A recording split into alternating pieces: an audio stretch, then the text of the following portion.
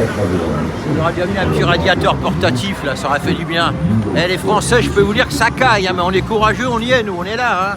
On n'est pas sur le canapé. Hein. Tu pourrais traîner un petit radiateur Ouais, ça serait marrant, un petit radiateur. Pourquoi pas? Non, je dis des conneries, mais il faut bien dire des conneries pour se réchauffer un petit peu. Parce que c'est vrai qu'il fait froid là aujourd'hui. Ouais, parce qu'en fait, il y a du vent en plus. Ouais, donc mais là, c'est le vent, ça c'est charge. le vent. Parce qu'en fait, il fait 3-4 degrés, mais avec le vent, ça doit faire un ressenti d'1 degré peut-être. Voilà, ouais, un degré. Ouais, voilà, c'est tout. Ça caille. Ah, ça caille, oui, ça caille des meules. C'est pas le climat corse, ça. Hein? C'est pas le même climat qu'en Corse. Ah non, pas tout à fait pareil quand même. Non, c'est même pas une imitation, ça n'a rien à voir. Quoique, tu sais, en Corse, quand il fait froid aussi. Ouais. Mais c'est pas pareil, c'est comme à Marseille, c'est la mer qui fait la. Après, il y a des degrés d'humidité différents. Hein. Ouais, complètement. Mais là aujourd'hui, c'est le. S'il n'y a pas de vent, il fait pas froid. Hein. C'est le vent qui est glacial. Ouais. Bon, ça permet au drapeau de flotter quand même. Ça sert au moins à quelque chose. Tout sert sur cette planète. Ouais. Pas forcément en bien, mais ça sert quand même. Hein. Bon, ben voilà, tiens, comment vas-tu, mon ami? Ça va? Voilà encore un autre courageux. Ah ouais?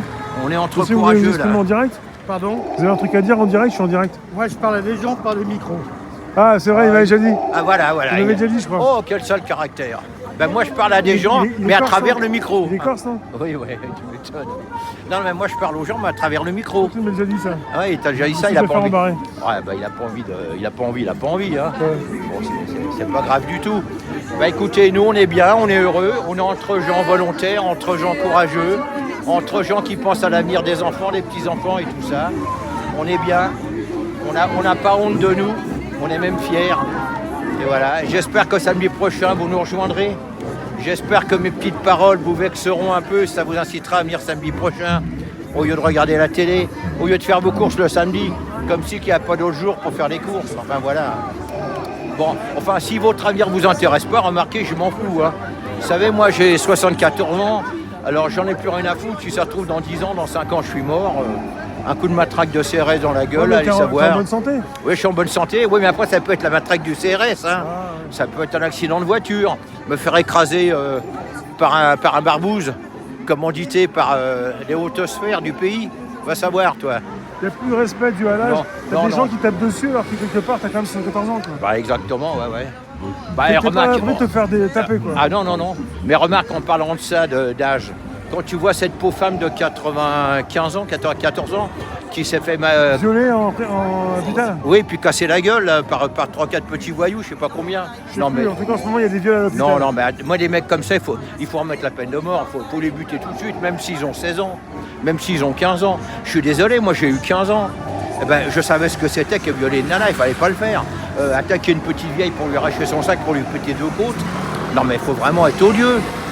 Alors autant que je peux apprécier un mec qui fait un braquage comme faisait Mérine et qui tue personne, autant que des mecs comme ça, c'est de la pourriture. Parce que la vraie pourriture, c'est pas le mec qui pique du pognon sans faire de mal à personne, qui fait une grosse escroquerie, qui pique aux riches en plus, c'est pas plus mal, ça fait plaisir. C'est des petits voyous comme ça, ces petites merdes-là qui pourrissent la société et qui sont des gens très dangereux.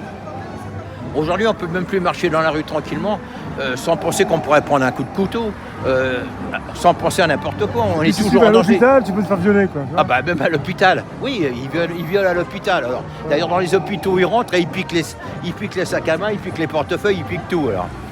Mais où on va dans ce pays quand même hein. Là, c'est une dégringolade.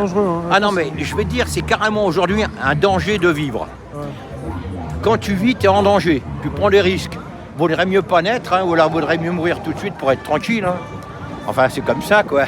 Bon, enfin, je dis ça avec le sourire, hein, parce que c'est des boutades, hein, quand même. J'ai pas envie de claquer, moi. Hein. Ouais. Ou alors le plus tard possible, mais dans les meilleures conditions, de préférence. Tu donnes encore combien de temps? Alors, pour vivre bien, moi, 10 ans. Et 11 ans, 85, moi, je veux mourir. Parce tu veux pas être handicapé, c'est ça? Ouais, je veux pas être handicapé. J'ai vu mon père mourir de la maladie d'Alzheimer, mais j'ai vu des gens handicapés. J'ai vu ma pauvre mère qui était malade du cœur, des poumons et des reins. J'ai pas envie de finir comme ça. Moi, ma pauvre mère, je lui ai torché le derrière. Même mon père d'ailleurs, parce qu'en EHPAD, il s'en occupait très mal, on y allait tous les jours. Alors j'ai pas envie de connaître ça, j'ai pas envie d'emmerder mes enfants. Ouais, non, déjà, je veux pas aller à l'EHPAD, je veux pas emmerder mes enfants. Moi, je me démerderai tout seul pour me finir. Je suis un mec qui raconte pas de conneries, c'est pas une boutade. Quand je déciderai qu'il faut me finir, je me finirai. Mais Toi, tu nous as dit que tu continues quoi qu'il arrive dans les rues, quoi. Ah ben je continuerai. Bah, s'il n'y a plus de gilets jaunes, si je suis tout seul, c'est évidemment. Tant qu'on sera 3, 4 ou 5, je continuerai. À moins qu'il n'y ait plus personne qui pense comme moi. Mais bon, là on n'est pas nombreux, mais on pense tous la même chose. Destitution de Macron, monde pourri qu'il faut foutre en l'air, il faut tout casser, il faut tout recommencer. Aujourd'hui, alors bien sûr, je ne donne pas de solution, en 2 minutes je ne peux pas en donner. Mais de toute façon, même sans solution, aujourd'hui, on ne pourrait pas recréer un monde aussi pourri que celui-là. Donc celui-là, il faut le détruire. Le nouvel ordre mondial, il faut tout casser, tout détruire, quitter l'Europe surtout. Cette Europe maudite qui nous tue, qui décide de tout pour nous. Et même ce qui est mal surtout.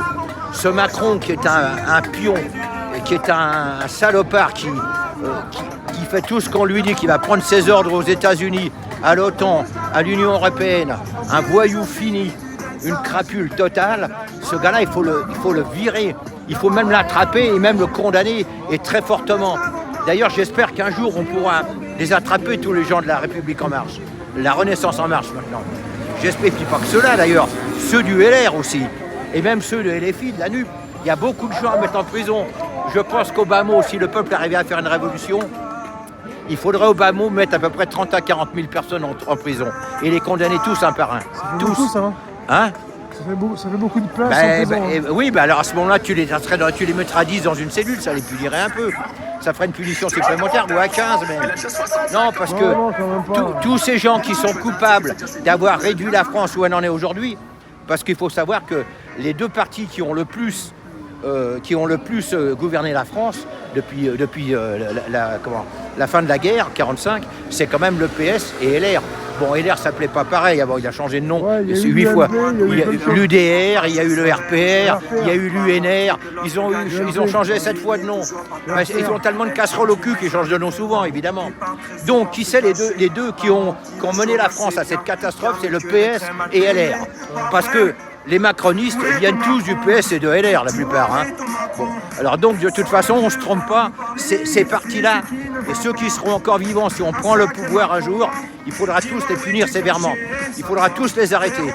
Tous ceux qui ont été encartés dans ces partis politiques doivent être arrêtés. Je parle de la grande sphère. Hein. Je ne parle pas du pauvre con de quartier qui a sa carte LR ou PS et qui est fier, qui ne se rend même pas compte que depuis 50 ans, il se fait son tort. Ça, c'est des abrutis, ça, ils n'ont rien compris au film. Moi, je n'ai jamais fait partie d'un parti politique, d'aucun. Ça ne sert à rien, pas plus que d'un syndicat d'ailleurs. Ils sont tous vérolés, ils ne servent à rien. C'est tous des voyous, ils font tous partie du système. Je dis simplement que si on prenait le pouvoir, il faudrait arrêter tous ces gens-là. Tous ceux qui ont dirigé les pays, les 2 mouvements, et même les écolos maintenant, parce que les écolos s'y mettent, hein, et la plupart c'est des descendants du PS, comme LFI c'est les descendants du PS. Hein. Il faut tous les arrêter, c'est tous des voyous, c'est tous des crapules. Voilà. C'est ces gens-là qui ont réduit le pays à néant. Si on en est là aujourd'hui, c'est à cause d'eux. Voilà.